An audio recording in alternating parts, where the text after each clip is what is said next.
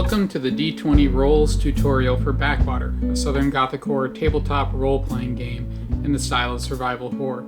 To play Backwater, you need a character sheet, the quick start guide, or a core rulebook, and dice. Backwater is a D20 system, which means that a player primarily rolls a D20 or 20-sided dice to determine the success of their character's actions. In this tutorial, you'll learn how to complete skill rolls, attribute rolls, health and resolve rolls, and luck rolls. You'll also learn what counts as a critical roll, how rolls are modified, and how to use adrenaline points. The most common roll in the Backwater game system is a skill roll. A skill roll refers to a D20 roll that uses a particular skill to achieve a task. A player rolls 1d20 and adds bonuses from proficiency levels and the characteristic modifier to make a skill roll. For example, if a character is trying to sneak past an enemy, they would make a sneak skill roll. In the character sheet on the screen, the character has +0 from proficiency in the sneak skill. The characteristic modifier for sneak is athleticism, which is also +0, so the player should roll 1d20 plus 0 proficiency plus 0 athleticism. A character who does not have a proficiency level in a skill receives a non-proficiency penalty. A non-proficiency penalty grants a -1 modifier to a skill roll. So for example, the character represented in our character sheet has no proficiency in the first aid skill. If she attempted to provide an ally with first aid, she would receive a -1 penalty to her roll. All tasks have a dice goal, which is a number against which a player rolls. The skill roll is successful if the player rolls above the dice goal, and a failure if the player rolls in an amount equal to the dice goal or below. When the player targets another character with certain skill rolls, the dice goal is set by one of their attribute goals. Deceive, disguise, persuade, and threaten rolls are made against the target's intuition goals. Hide, legerdemain, and sneak rolls are made against vigilance goals. Stunt rolls are made against build goals, and melee and range rolls, usually attacks, are made against reflex rolls. Otherwise, the default dice goal is 12 for general tasks, or 11 if a player proposes a specific creative solution. The Game Master should use default dice goals often and acknowledge creativity. The Game Master can set custom dice goals when appropriate using the table provided in the core rulebook. When making a skill roll, characters have a chance to critically succeed or critically fail.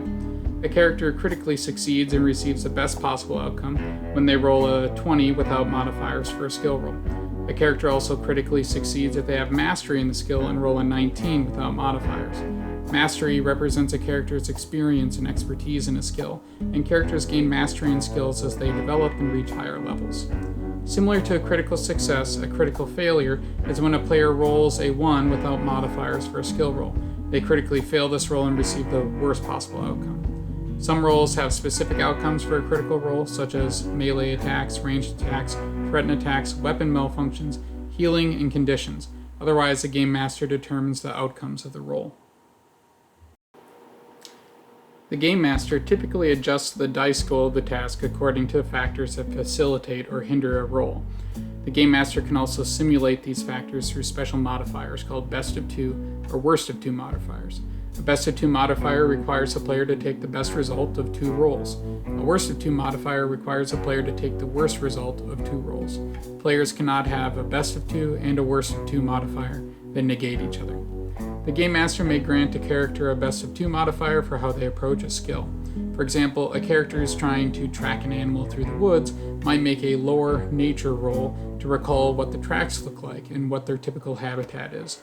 Then, when they make their survival roll to track the animal, the Game Master may grant them a best of 2 modifier on the roll. The character can also take time to achieve a task, in which case they spend at least 5 minutes on the task. At the Game Master's discretion, the character either receives a best of 2 modifier on the roll, or they may automatically succeed the roll if the dice goal is less than or equal to 11. Another potential means of modifying a roll is by expending an adrenaline point. An adrenaline point is a point that players can expend to affect a skill roll or its outcome or to regain consciousness. A Game Master can give a character an adrenaline point for accomplishing remarkable tasks or role-playing excellently. Players can expend an adrenaline point at any time for the following effects: to turn the successful skill roll into a critical success before the Game Master describes the effects, to turn their critical failure into a regular failure before the Game Master describes the effects, to gain a best of 2 modifier on their skill roll before rolling, and to end their comatose or unconscious condition and regain 1 resolve or 1 health point respectively, once per full rest. Adrenaline points cannot be spent on another character or another character's roll. Players cannot expend more than 1 adrenaline point per turn phase, and characters cannot have more than 4 adrenaline points at a time unless they've completed the Contract Satisfied achievement. Next up are attribute rolls. An attribute roll is different than a skill roll. Usually a character makes an attribute roll in reaction to an ability or an effect like a trap or a grenade. For an attribute roll, a player rolls 1d20 and adds a modifier for the designated attribute. All characters have 4 attributes: vigilance, reflex, build, and intuition. The character succeeds an attribute roll if the player rolls above the dice goal, and they fail if they roll equal to or below the dice goal. The Game Master determines the dice goal for the attribute roll if 1 has not been designated for the ability or effect. Health rolls and resolve rolls are special types of rolls that become more difficult as characters take damage and duress. They simulate a character's injuries and fatigue, which decrease their ability to resist or ward off effects. If the player fails one of these rolls, they may require a condition or receive damage or duress. A Game Master can call for a health roll, for example, when a character consumes a drug, inhales a noxious gas, or drinks too much alcohol. To make a health roll, the player should roll 1d20. There are no modifiers for a health roll. The character succeeds if they roll less than or equal to the character's current health points, and they fail if they exceed the current health points. Similarly, a Game Master can call for a resolve roll when a character faces a high-stress situation or an apparently intimidating threat. The player should roll 1d20 to make a resolve roll. The character succeeds if they roll less than or equal to the character's current resolve, and they fail if they exceed the current resolve. Finally, a Game Master can use a luck roll to decide the outcome for an uncertain or undetermined question. For example, a player might say that they're looking for an improvised weapon and then ask the Game Master whether they see any chipped stone or debris in the hallway. The Game Master can determine the result by making a luck roll. The Game Master first designates who's involved in that luck roll. Then they roll a d20. Involved players compare the result of the roll to their luck value, which is either evens or odds.